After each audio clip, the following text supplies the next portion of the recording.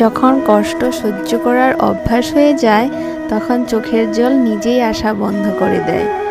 অনেক হাসি ঠাট্টা আসলে শুধু ঠাট্টা নয়, চালাকির আড়ালে বলা কিছু কঠিন সত্য। যার মাথায় অহংকারের হাওয়া লাগে তার গায়ে আর ধোঁয়াও লাগে না, ওষুধও কাজ করে না।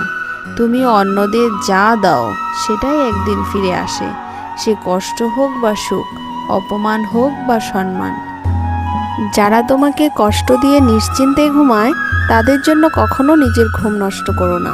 খারাপ সময়ে যারা পাশে থাকে না তারাই আসল চেহারা দেখিয়ে দেয়। কোনো সম্পর্কই চিরস্থায়ী নয়।